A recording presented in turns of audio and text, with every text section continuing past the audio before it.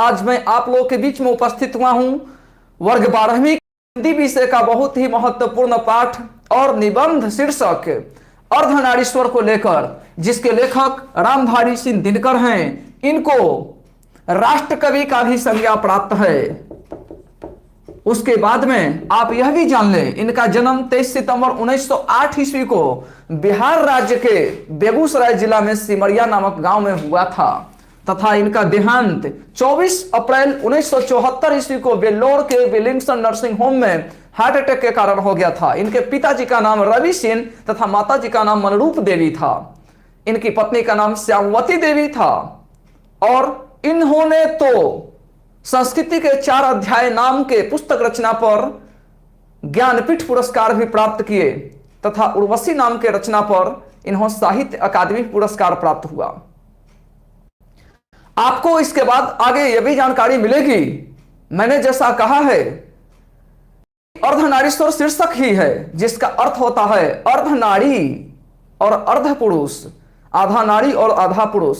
यह पाठ शिव पार्वती के कल्पित रूप की कल्पना करते हुए लिखा गया है, जिसमें मां पार्वती आधे भाग में 16 श्रृंगारों से युक्त तथा विभिन्न प्रकार के मणियों से जड़ी हुई जिनके मस्तक हैं, जिनके मुकुट बड़ा ही शोभनीय प्रतीत होते हैं, जो कमल नयनी बहुत ही कोमलांगी तथा अनेक श्रृंगार से हम सबको दीप्तिमान कर रही हैं। वहीं आधे भाग में बाघांबर धारण किए हुए कुटिल नेत्र तथा बालचंद्र जिनके त्रिपुंड पर है, और तो और गड़ल कंठी जिसने विष को कंठ में धारण किया है।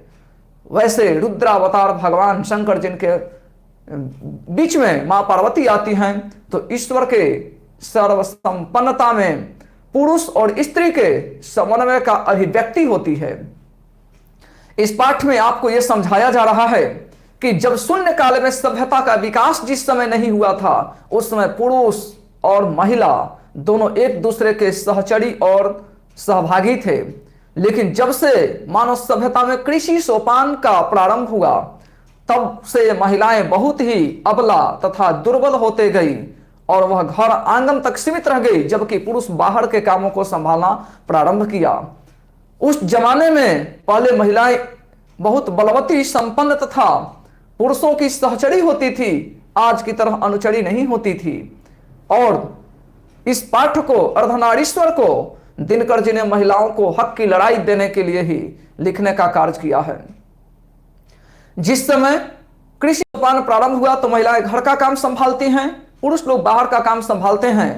तब से अनेक पंथ और समुदाय निकले, जिसमें प्रवृत्ति मार्ग और निवृत्ति मार्ग 2 ऐसे पंथ निकले, जहां निवृत्ति मार्ग में महिलाओं को अपने जीवन से निष्कासन करने का फैसला किया गया, वहीं प्रवृत्ति मार्ग तो पुरुषों के साथ महिलाओं को जीवन का संबंध ही स्थापित करने का संदेश देता है।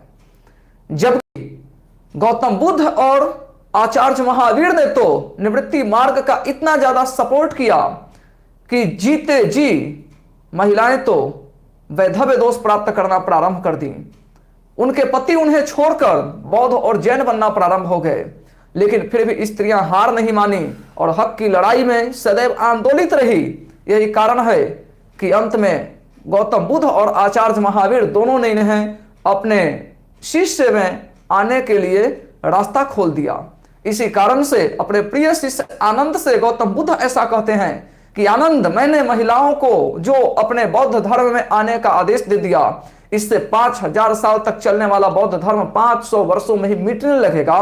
तात्पर्य इसका स्पष्ट उसने नहीं बताया, लेकिन फाइनली यही होता है कि महिलाएं आएंगी तो अपना गुजर बसर दोबारा जिंदगी का प्रारंभ करने के लिए अपने अपने पति को खोज करके फिर से घर बसाने का प्रयास कर सकती है। हालत ये रहे, वहीं बनाट शाह नाम के व्यक्ति ने तो स्त्रियों को जादूगरी और अहेरिन भी कहने का कार्य किया है। भारतीय रोमांटिक कवियों में चाहे मुंशी प्रेमचंद हो या रविंद्रनाथ टैगोर हो, इन लोगों ने भी महिलाओं को उचित स्थान पुरुषों के लिए नहीं दे पाया है। इन लोगों के नजर में महिलाएं केवल पुरुषों के वामांग की शोभा तथा राजा के बगल में बैठी रानी, यदि पति विचार तो पत्नी भावना के समान इन्होंने केवल अनुचरी बना करके छोड़ दिया है। लेकिन बापू महात्मा गांधी ही केवल एक ऐसे रहे जिन्होंने यह डटकर कहा है कि जिस पुरुष में नारीत्व तो नहीं वह अपूर्ण है। बाद में रविंद्रनाथ टैगोर को भी ऐसा कहना पड़ा कि जब पुरुष महिला का गुण सीख लेता है तो वह देवता बन जाता है, और जब महिला पुरुष का गुण सीख लेती है तो वह राक्षस बन जाती है। इसके बाद में बापू मेरी माँ पुस्तक जब गांधी जी की पौत्री ने लिखी तब उसे प्रसिद्ध हुआ कि गांधी जी की ममत्व और इनकी जिस प्रकार के व्यवहार कुशलता मातृत्व के स्वभाव से जुड़ा हुआ प्रतीत होता है वह निश्चित ही हम सबको यादगार है।